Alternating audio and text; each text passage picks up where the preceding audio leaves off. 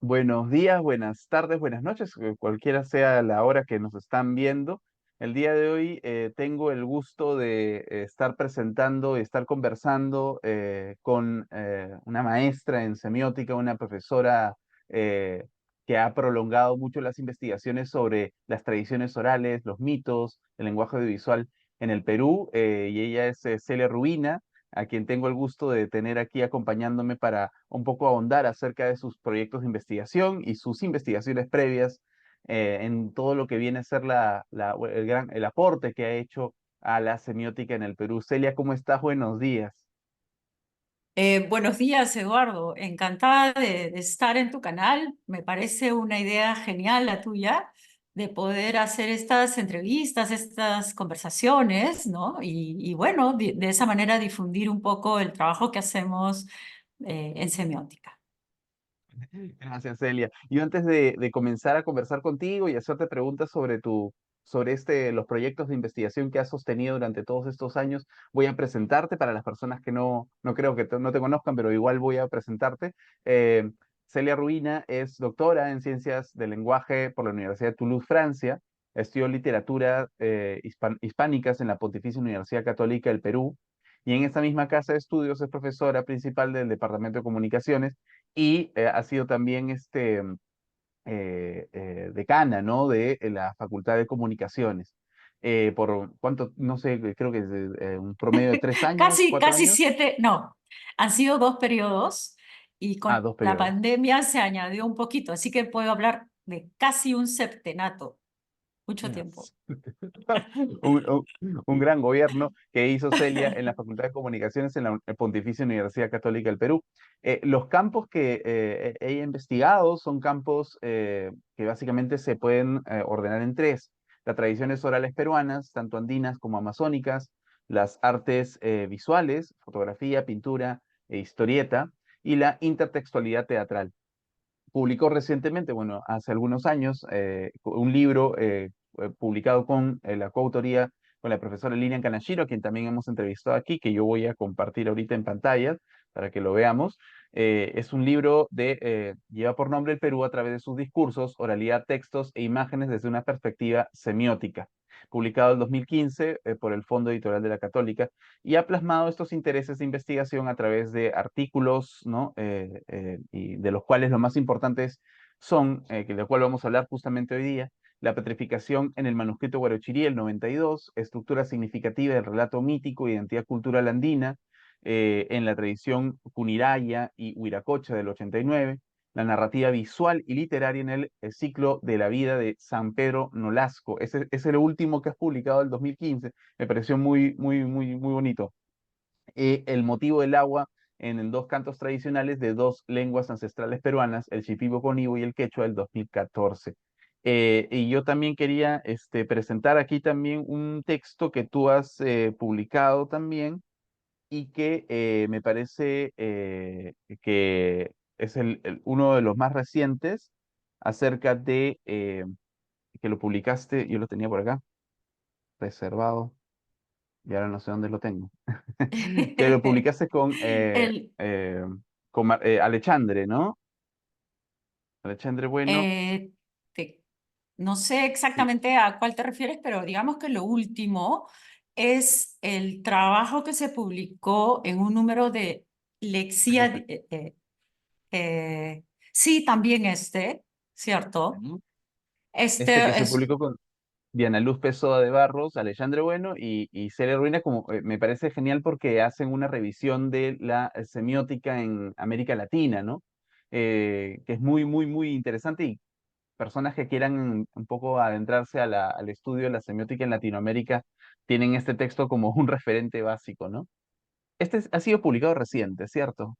sí, sí, es una publicación reciente y en realidad nos juntamos con los colegas de Brasil para dar una mirada de lo que se hace en América Latina y es súper importante entender por dónde van las distintas pistas, ¿no es cierto? De todos los investigadores que somos en los diferentes países de América Latina. Así que nada, fue un gusto colaborar con ellos y ver cómo la semiótica es muy viva en América Latina, ¿no? Y yo creo que sigue para adelante.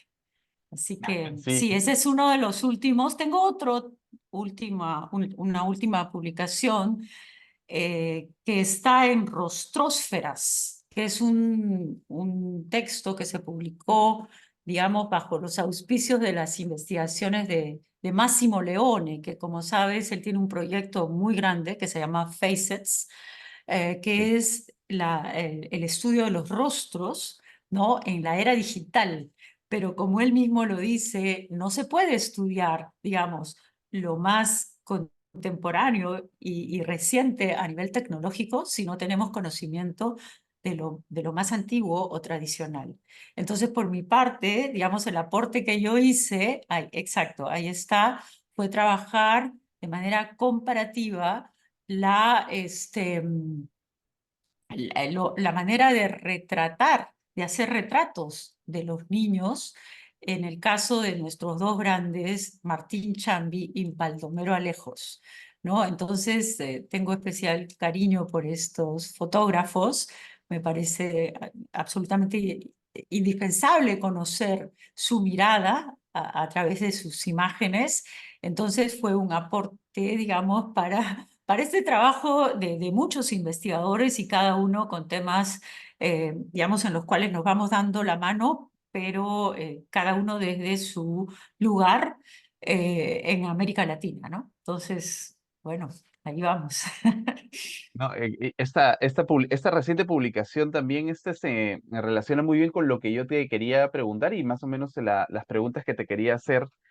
Pero antes de comenzar digamos, el aporte temático y quizás más conceptual, quería también presentar también a la voz humana que está creando e investigando. Celia, nuevamente gracias por conversar conmigo y antes de pensar en este tema del mito sobre el cual quería yo desarrollar la entrevista, me interesa que nos cuentes cómo fue tu inmersión en la disciplina semiótica.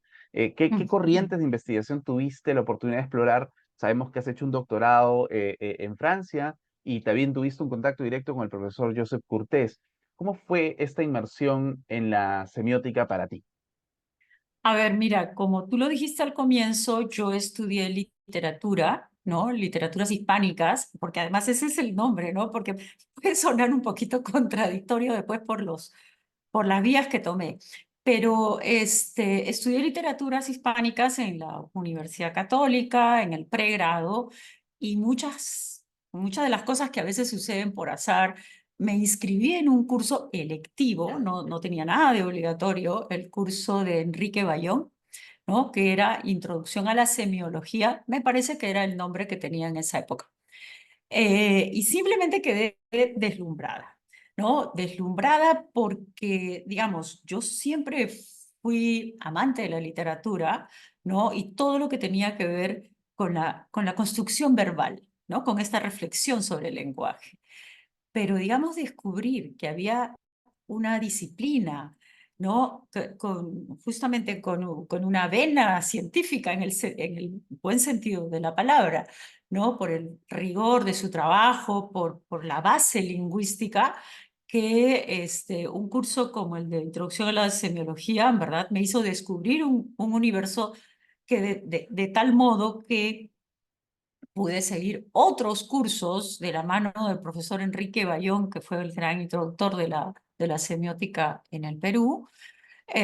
Y cuando ya había terminado mi pregrado, en verdad, él mismo me dijo si yo tenía deseos de seguir estudiando y profundizando, que él tenía, digamos, un contacto con el profesor Joseph Curtés, porque había sido su Por lo compañero menos. prácticamente de carpeta. O sea, en verdad, para decirte que yo he tenido mucha suerte, creo, ¿no?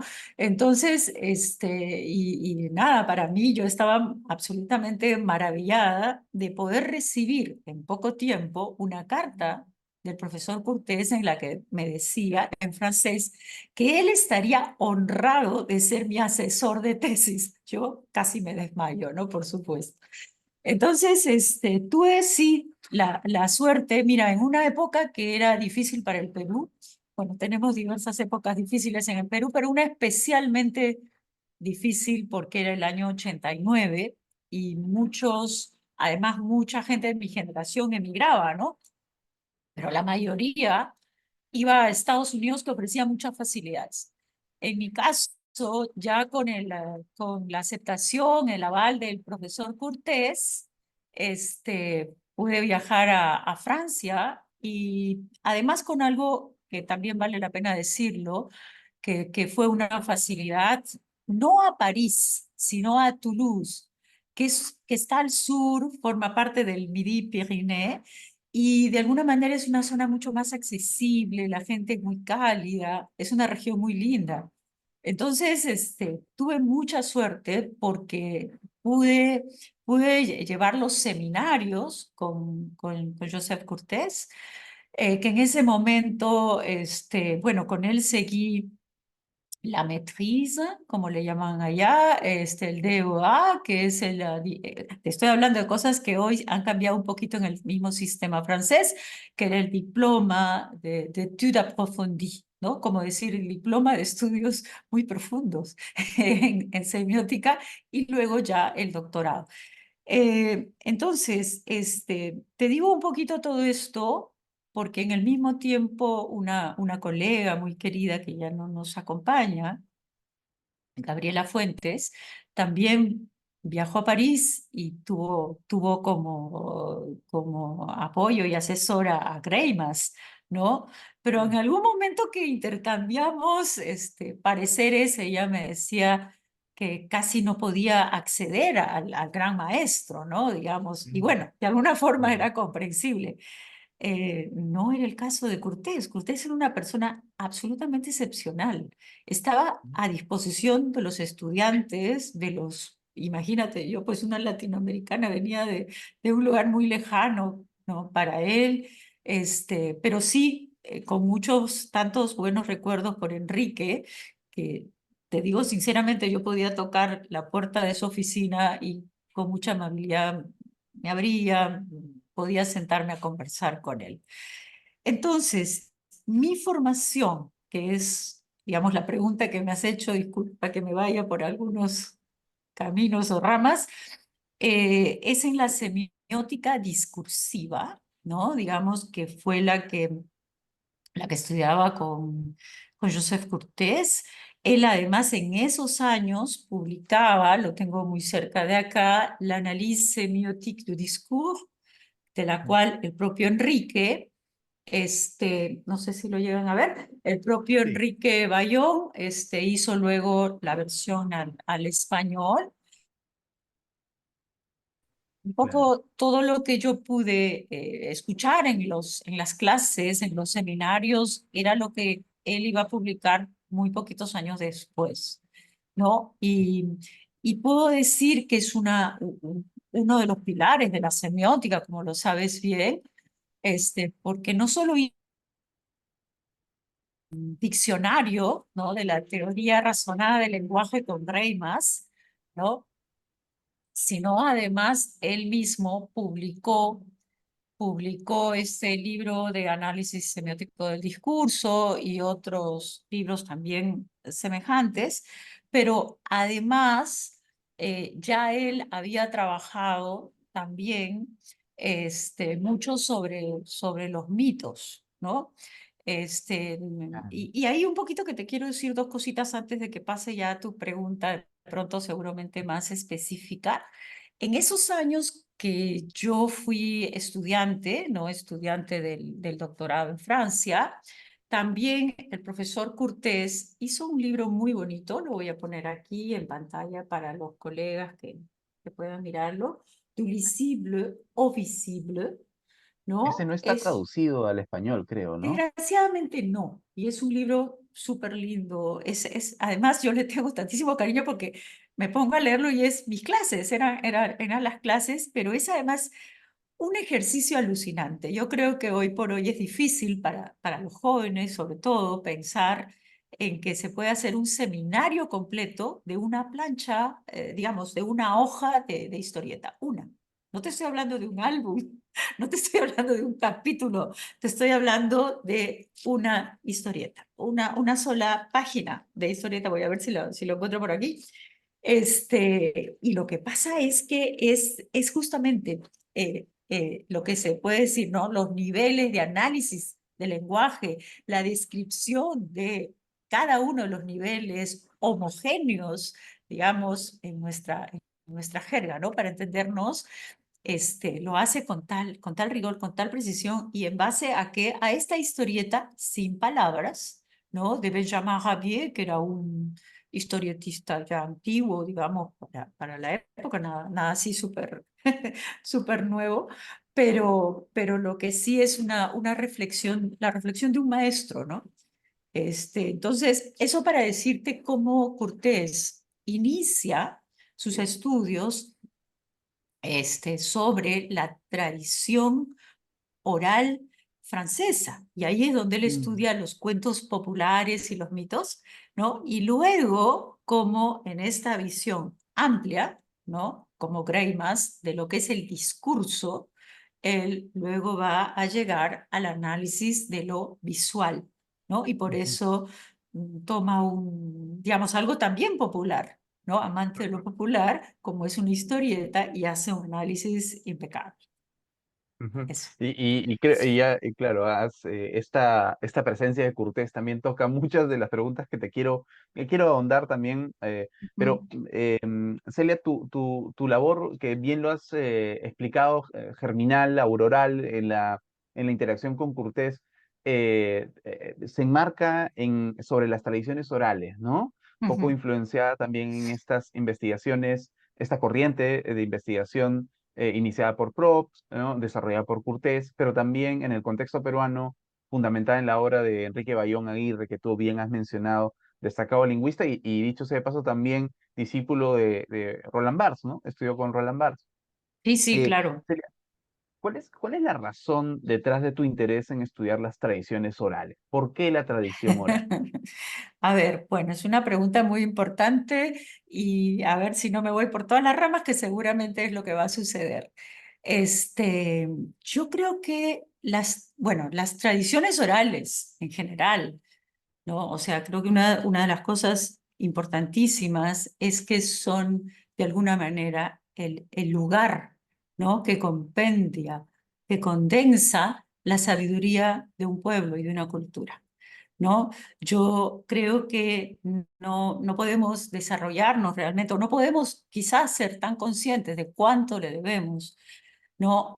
A las tradiciones orales en la medida en que hoy por hoy, ¿no? Y a lo largo de muchos siglos, sobre todo Occidente ha estado más bien dominado por la escritura, ¿no? Por la literatura, por la letra dura, por aquello que es escrito por un autor con nombre y apellido, ¿no? Y del cual además se quiere saber un poco todo, la vida, y más ahora, digamos, eh, pienso un poco en el mundo digital también. Pero en realidad creo que es muy importante, ¿no? Entender la lógica, ¿no? de las tradiciones orales, porque un poco rompe con todo eso, ¿no? Rompe con la idea de un autor, rompe con la idea de la letra, la cual no le puedes cambiar, como dice los celosos autores, no me cambies ni una coma, ni una comilla, ni unos dos puntos, ¿no? Pero creo que sobre todo yendo un poquito a tu pregunta y de manera más, porque creo que es una pregunta personal también, en el fondo, ¿no? ¿Por qué te interesa la cultura andina? ¿Por qué te interesan los mitos andinos y la tradición oral en quechua, por ejemplo? ¿No? Entonces sí, yo primero tengo que decir que si bien es cierto, nací en Lima, pero en verdad mi origen y mis primeros años de vida fueron en la ciudad de Huancavelica, a Ah, 3.800 metros sobre el nivel del mar. A mí, digamos, la altura no me afecta nada porque prácticamente nací allí, ¿no? Muy de bebé en realidad. Ya estaba yo en los Andes, muy arriba, y de muy pequeñita debo haber escuchado hablar mi madre, mi abuela y en mi entorno el quechua, a pesar de que, claro, ya en la época que estuve ya en Lima no lo tenía como una segunda lengua, lamentablemente. Entonces, puedo decirte que sí, hay una hay una relación, ¿no? Profunda, ¿no? Familiar, casi podría decir, con lo que es el sur andino del Perú, ¿no? Porque a pesar de haber vivido después ya lo que seguía de mi infancia y mi adolescencia en Lima la comunidad huancabelicana festejaba al patrón, ¿no? A Taita Pancho, iba yo a estas reuniones colectivas, ¿no? Y yo sí, siempre que he podido regresar, sea a Huancavelica o haber viajado al Cusco, a Ayacucho, a Huancayo, ¿no? Digamos, pienso que son espacios muy ricos donde las tradiciones más antiguas todavía siguen vivas y de muchas maneras, ¿no? Este, entonces, mira, no sé si me fui por las ramas, pero vamos dándole las preguntas y así quizá te voy respondiendo mejor. No, pero me parece genial porque se encarna también la voz del intelectual. Y justamente a partir de este enfoque que le das a la tradición oral, uno de tus aportes en el estudio del mito, desde la semiótica, es que identificas que la dimensión mítica no solo se encuentra explicada en la referencia a las figuras y cuerpos del mito respecto al mundo real, ¿no? Ni se agota en el relato antiguo, que en algunos casos los explica, ¿no? Más bien señalas que la dimensión mítica está presente también en el propio texto, en sus propias diversidades de manifestación. Entonces, ¿cómo percibes como semiótica esta relación entre mito y realidad, texto y contexto?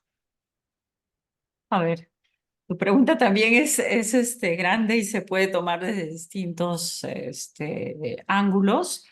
Pero, a ver, para comenzar, ¿no? Los mitos, ¿no? Son algo que se va creando, surgiendo y recreando, ¿no?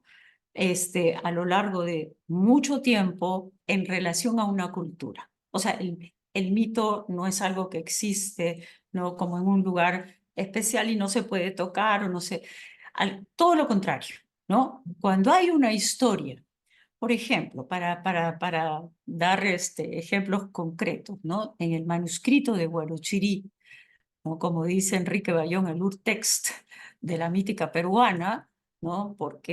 No porque sea el inicio de los mitos en los Andes, allá por el 1607, 1608, sino porque fue en ese momento en que se puso por escrito, ¿no? En la lengua quechua, y gracias a ese indio Tomás que se dio el trabajo de escribirlo, es que nos llega hasta el día de hoy. Exacto, ¿no? Ahí tú lo que estás presentando es bueno, ojo, ¿ah? Lo que estás presentando aquí es el tratado de Francisco de Ávila. Recordemos, y es el año de 1608, recordemos un poquito la génesis del manuscrito, y yo sé que me estoy yendo por una parte, pero para precisar, porque creo que es importante. Y claro, yo también estoy con algunos libritos por acá, pero voy a precisar, quizá algunos colegas sí lo saben y otros no tanto. El manuscrito quechua de Huarochirí en realidad surge en el marco, ¿no? de la vida, ¿sí? de Francisco de Ávila, que ha quedado para la historia como uno de los más importantes extirpadores de idolatrías, porque él era un doctrinero, ¿no? de Huarochirí. Y claro, en algún momento él fue acusado de abusos contra los indígenas en distintos campos. Entonces, una manera de revertir esas acusaciones, fíjate qué político, y esto nos puede sonar muy actual, fue buscar, ¿no? Indagar sobre las creencias y los lugares, ¿no? de culto de la región. Entonces, hay un documento que es un documento escrito, ¿no? de la mano y puño de Tomás. No sabemos más sobre esto, pero sé, sí por cuestiones lingüísticas y varios estudios que han hecho los especialistas, ¿no? Entre ellos Gerald Taylor, el gran traductor del manuscrito, en realidad una cosa es el Tratado de Ávila, que es este documento, y otra cosa es el manuscrito de Huarochirí. Ya, mira, te muestro, ya que estamos mostrando, nos gusta mostrar cositas a a nuestros colegas. Esta de acá, a ver si lo llegan a ver, mi libro está bastante usadito porque lo paro Sí. mirando, pero sí se ve. Ritos y tradiciones de Huarochirí es el documento y el trabajo de un gran investigador como Gerald Taylor, que lo que él hace es hacer un trabajo exquisito, en verdad, que le llevó más de 30 años, porque trabaja en su documento, ¿no? La versión, será difícil que lo vean, pero si se animan de pronto a mirarlo, la versión paleográfica primero, tal cual venía escrito en el manuscrito, en este manuscrito que siempre se ha dicho manuscrito anónimo, claro, porque no de Tomás no sabemos más que su nombre. Este tiene además una versión quechua, ¿no? Digamos, con las normas de la escritura quechua contemporánea, ¿no? Una escritura fonética, y en la mano derecha del libro está el texto en castellano, ¿no? Lo que quiero decir, sí, ahí está, por ejemplo, ¿no? Alguna de las publicaciones de, mm, de Taylor, que tanto se preocupó por la lengua general, que era la lengua que este indio conocedor de diversas lenguas eligió para, digamos, escribir algo que era tan importante, y dice en su primera página, dice, para que no se pierdan, para que sean visibles, ¿no? Estoy buscando, dice, ese hermoso texto que en quechua comienza diciendo, Runa indio, nishap machuncuna, ñaupapacha hilhakta yachanman, karja chayja, inantin, causas hankunapas, manan, kananka mampas, chinkaiku, inachukaman. En la traducción de Taylor, que quiere ser además una traducción que le devuelva la riqueza al documento, dice, si en los tiempos antiguos los antepasados de los hombres llamados indios hubieran conocido la escritura, no se habrían ido perdiendo todas sus tradiciones como ha ocurrido hasta ahora. Más bien se habrían conservado, como se conservan las tradiciones y el recuerdo de la antigua valentía de los Huiracocha, que aún hoy son visibles. Y agrega, pero como es así y hasta ahora no se las ha puesto por escrito, voy a relatar aquí las tradiciones de los antiguos hombres de Huarochirí. Y sí, ¿no? Entonces, es en realidad, y fíjate, creo que voy a aprovechar para responder tu pregunta, ¿qué relación hay entre el mito y la realidad? Pues lo está diciendo, porque aquí mismo dice, ¿no? Escúchame, voy a contarte estas tradiciones que vienen de muy antiguo, ¿no?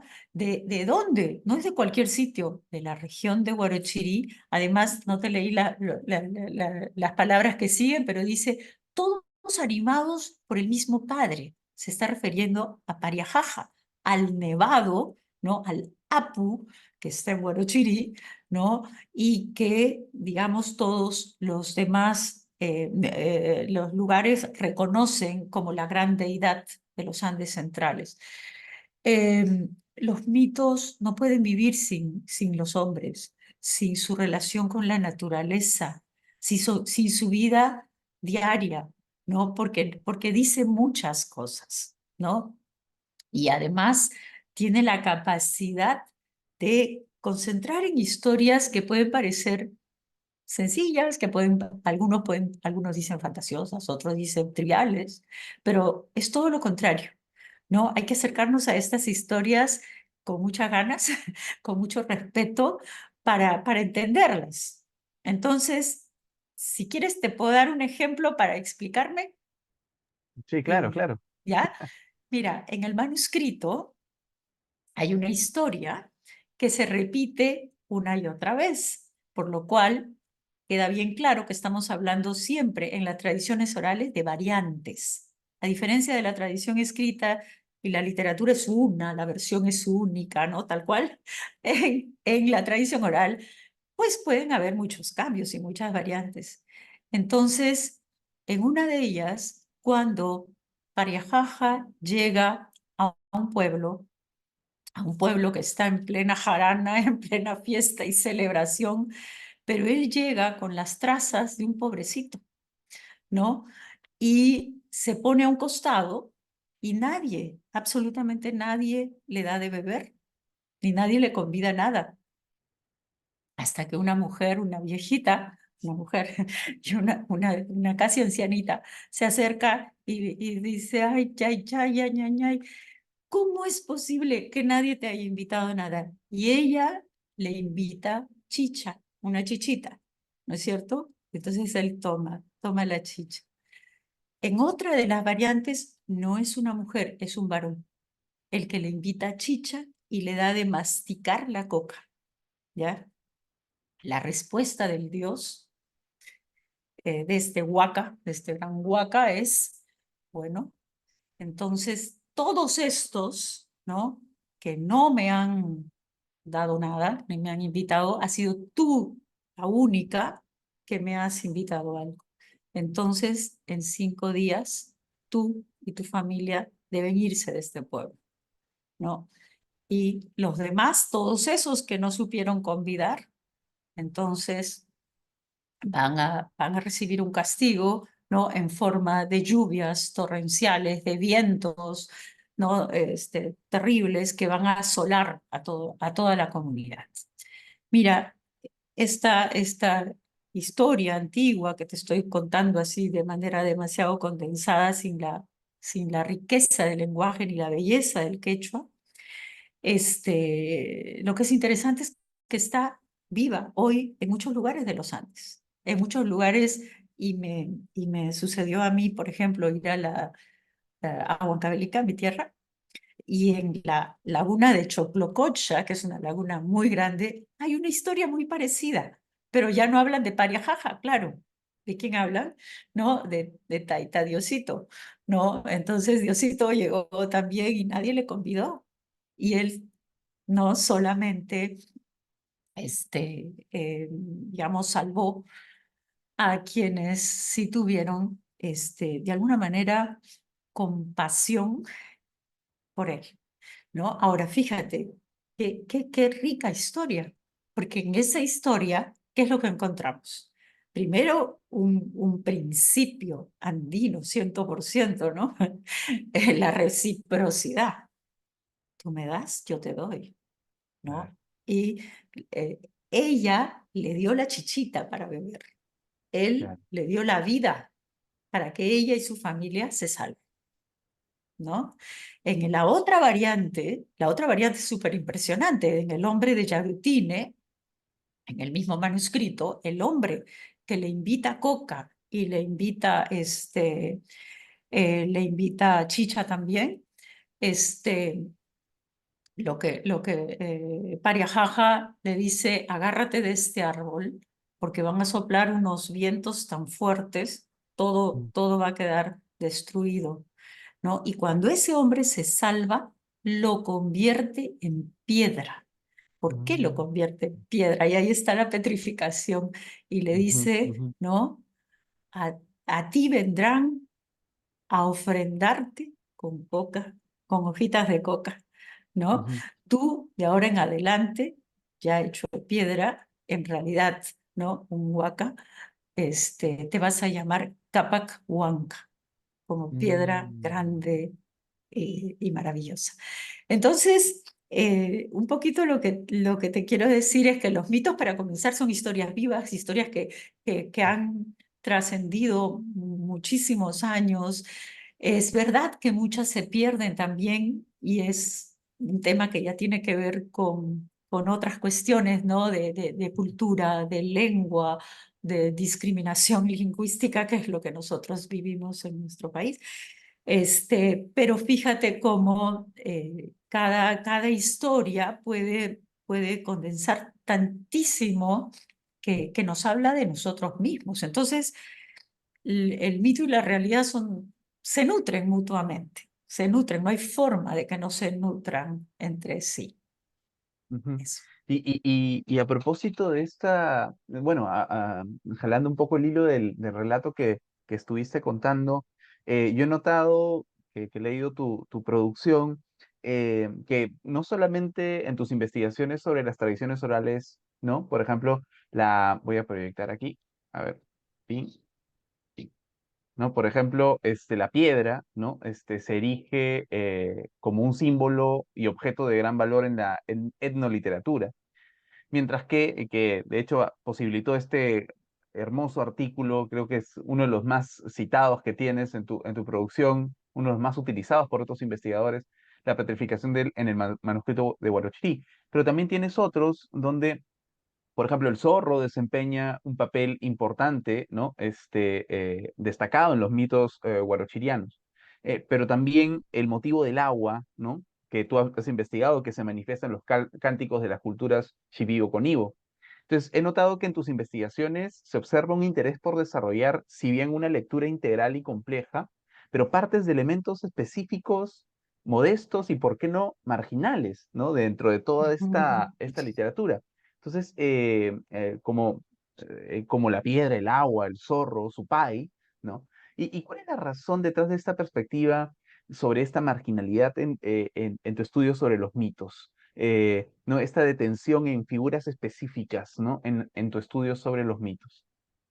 Me gusta mucho tu pregunta porque creo que es una cuestión esencial para una semióloga como yo, que se ha formado, digamos, a la luz de los estudios y trabajos de maestros como Enrique Bayón y como el propio Joseph Cortés.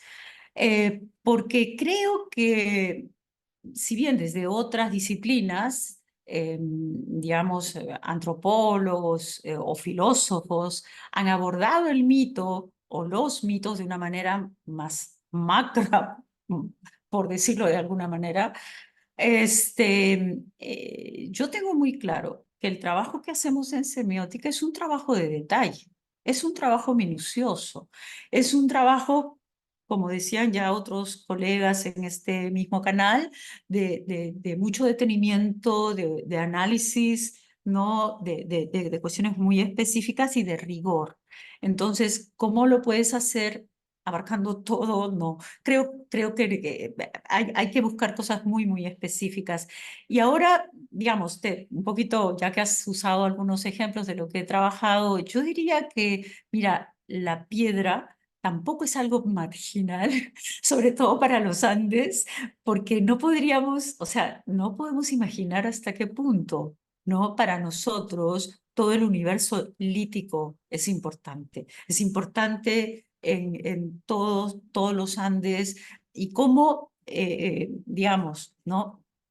Este otro famoso relato del manuscrito, ¿no? Por el cual esta doncella cahuillaca, ¿no? Corre huyendo de este hombre del que no quiere saber nada, de este sarnoso, milla y asqueroso que pretende ser el padre de su guagua, de su hijito, ¿no? Y ella, desde las alturas de Huarochirí, corre, ¿no? Baja, ¿no? Por los valles, llega hasta el desierto y frente a Pachacamac se lanza al mar y se convierte, ¿no es cierto?, en las islas, ¿no? Que son estos islotes que todavía vemos a la altura, ¿no? Del kilómetro 30 al sur de Lima.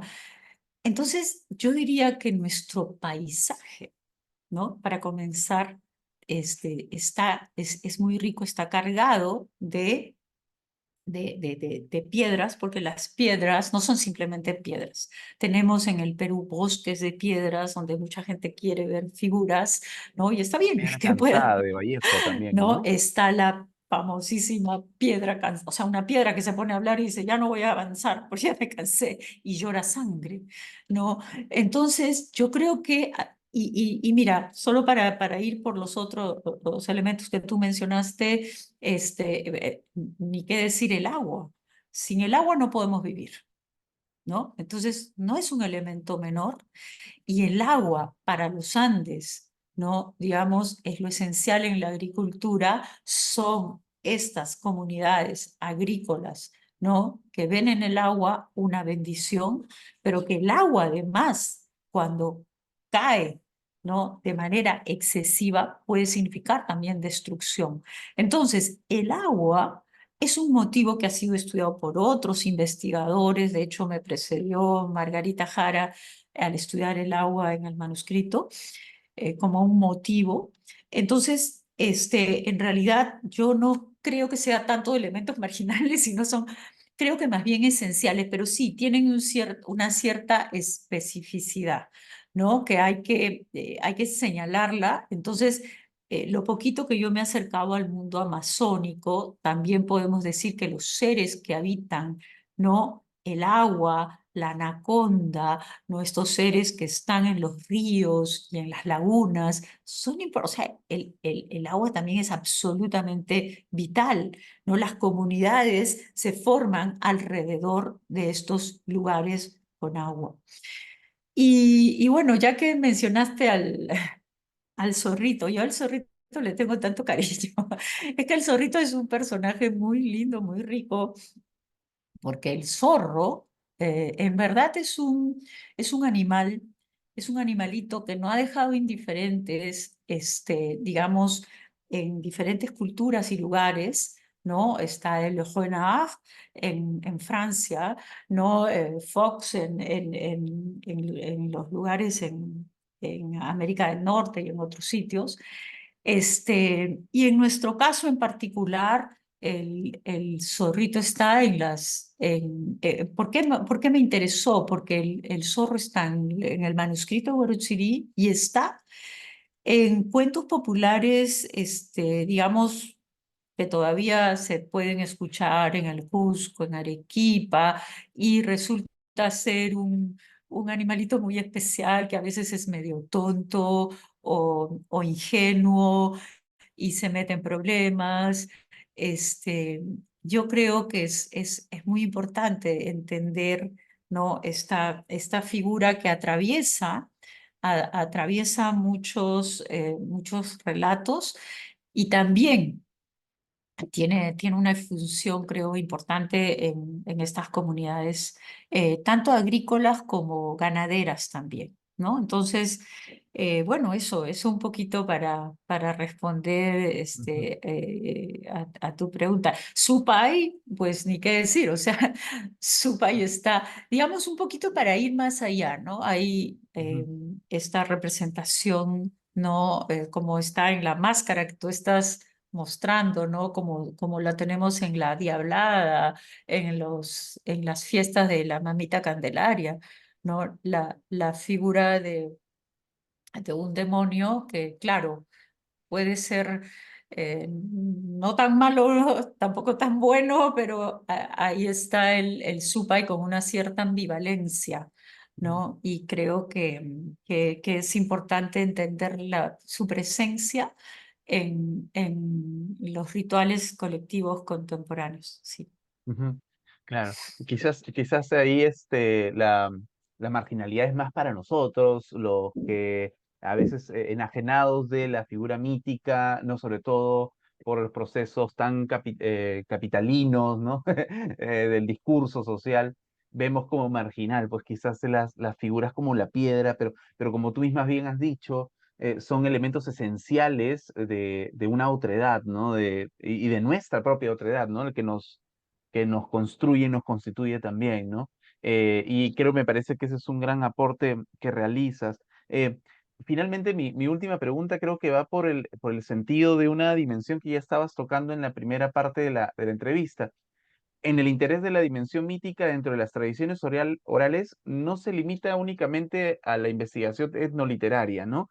También has explorado con gran éxito temas visuales como la la fotografía de Martín Chambi, pero también el cómic de Quino. En un cierto tiempo también estuviste, me acuerdo cuando yo llevé Confidencia hace mucho tiempo, un curso que dictaste fuera de la universidad, y yo me metí a ese curso sobre análisis publicitario y analizaste toda una clase, una viñeta de Kino y eso me deslumbró a mí tremendamente. También has analizado la pintura de Tilsa Suchilla en este libro sobre el Perú a través de sus discursos. Gran análisis también, donde abordas bastante el mito, pero en su etapa visual, en su manifestación visual. Entonces ahí viene mi pregunta. ¿Consideras que tu interés por el mito se extiende al tipo de análisis visual? ¿Por qué la visualidad ha sido un lugar que has explorado como elemento para el estudio del mito? Me parece muy interesante la pregunta y mira, eh, eh, sucede lo siguiente con el mito, ¿no? Primero que los mitos, como te digo, ¿no? Van manifestándose de modo distinto y cada vez que alguien cuenta una historia va a poner sus propias palabras, va a poner algunas experiencias, entonces va a ir moldeando de manera distinta. ¿Qué cara le damos? A ver, voy a decir, voy a imaginarme, ¿qué cara le damos a Cahuiliaca, esta mujer hermosísima, ¿no? Que tejía tranquilamente bajo un lúcumo y que hizo que Kuniraya se transformara en pajarito y como pajarito introdujera su semen en una fruta de lúcuma madura que cae a los pies de esta mujer hermosa y que se traga la lúcuma apetitosa y de esa manera, ¿no? Maravillosa, queda embarazada. ¿Qué cara le damos a Cahuillaca? Casi alguien podría decir, es que ¿cómo le puedo dar la cara de una mujer tan hermosa? Por supuesto que hay muchos, y gracias, qué bonito saltas en las diferentes páginas, pueden estar los historietistas, pueden estar los animadores, ¿no? Aquellos que trabajan la animación para ponerle efectivamente cara. Y mira, que tenía varias cositas acá a la mano, pero está este historietista, Miguel Det, que ha hecho los dibujos para el manuscrito y efectivamente le pone una cara y además hace escenas súper lindas en su historieta. Pero regresando acá a Tilsa, mira, yo te diría, es que Tilsa es una pintora maravillosa. Tilsa, yo creo que los peruanos no la reconocemos lo suficiente, ¿no? Con horror leí y en verdad no quise leer Sí, los comentarios terroríficos terrible. que gente tan ignorante, ¿no? Este, hizo cuando vieron que la imagen de Tilsa estaba en el billete de 200 soles que acaba de salir, ¿no? Este, increíble porque Tilsa es ahí está, ¿no? Tilsa es maravillosa, simplemente. Yo creo que no hay otro pintor que haya trabajado como ella, y ella, fíjate, hace toda una secuencia de pinturas que ella misma le pone por nombre mitos, ¿no? Y hay diferentes personajes en sus mitos, y si yo tomé esta pintura, y voy a hacer casi una confesión, porque hace muchos años, me parece que ha sido, imagínate, en el año 87, de todas maneras fue antes de que yo me fuera a Francia, hubo una retrospectiva de la pintura de Tilsa. Ella estaba en vida todavía y era en Ah, Petroperú, te cuento. Entonces tengo todavía el vivo recuerdo de estar subiendo las escaleras hacia el gran salón donde estaban todas sus pinturas y esta pintura, la de Tristán e Isolda, te recibía. De verdad, ah, casi me caigo de espaldas. Iba a ser una caída aparatosa porque detrás estaban las escaleras. Me quedé tan maravillada por esta pintura que tuve la suerte de ver en vivo y en directo, ¿no? Y por wow, supuesto recorrer toda esa retrospectiva que fue una cuestión excepcional porque como sabemos hoy por hoy la pintura de Tilsa está en manos de diversos coleccionistas, ya no podemos verla así nomás. claro. Entonces, y para decirte otra cosa, porque ella hizo este cuadro tan maravilloso donde primero yo creo que ella plasma su amor por los Andes, por la cultura andina, por supuesto, también por sus orígenes orientales, pero fíjate de qué manera crucial va a ahondar con la tradición europea.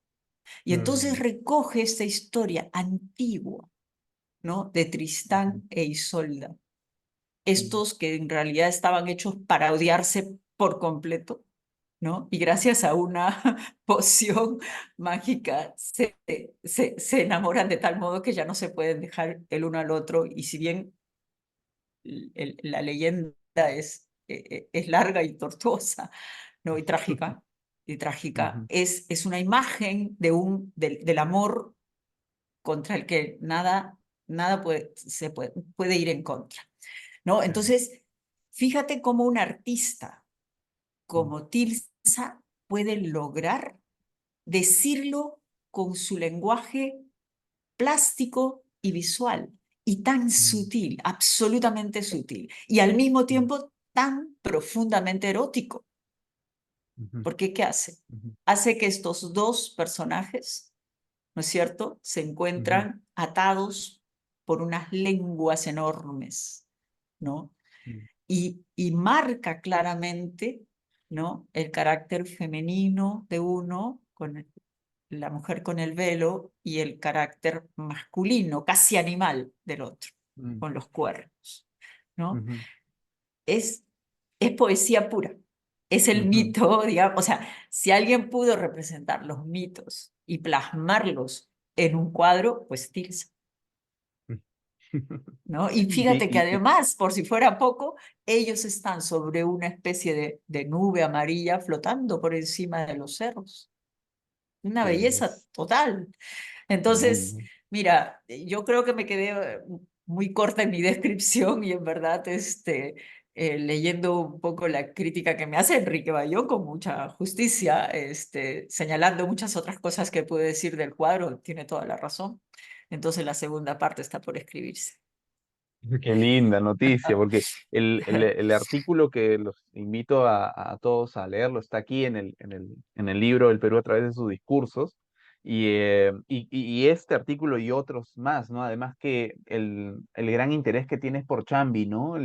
La realización de la visualidad también, y por qué no el mito del autorretrato, ¿no? ¿Por qué no también hablar acerca de mito en el sentido de la enunciación de que has hecho de Chambi, Sí, ¿no? si puedes mostrar, por favor, porque de verdad esta imagen a mí me subyuga completamente, completamente. Sí, sí, sí. Te voy a decir porque además para escribirlo traté de buscar muchos fotógrafos contemporáneos o de la época de Chambi, anteriores y posteriores, europeos, latinoamericanos, y no he encontrado algo parecido. Es Mm, decir, los fotógrafos gustan mucho de hacer sus autorretratos. Eso está clarísimo, ¿no? Y no creo que sea un tema narcisista, sino que yo creo que en el fondo es algo muy importante. Y creo que lo decía alguno de los semiólogos mejor que yo, es decir, es fácil hablar de otros, es fácil escribir sobre otros, lo más difícil es escribir sobre uno mismo o hablar de uno mismo. Y Chambi tenía que hablar de sí mismo con el único lenguaje que conocía, que era la fotografía. Entonces, él lo hace de una manera absolutamente magistral, magistral, porque lo que él está sosteniendo entre sus manos es un retrato, autorretrato suyo, ¿no? Del, eh, de un año o 2 años anterior a esta fotografía. ¿No? Entonces, digamos, este metalenguaje que está en la construcción misma de la fotografía es muy impresionante. Y fíjate por qué, además, porque es uno de los pocos autorretratos donde el fotógrafo no mira directamente a la cámara, ¿no? Que es la que la claro, claro, mayoría ha hecho, claro. ¿no? Y lo hace de una manera tan absolutamente, digamos, ¿qué voy a decir? Clara, precisa, didáctica, fina.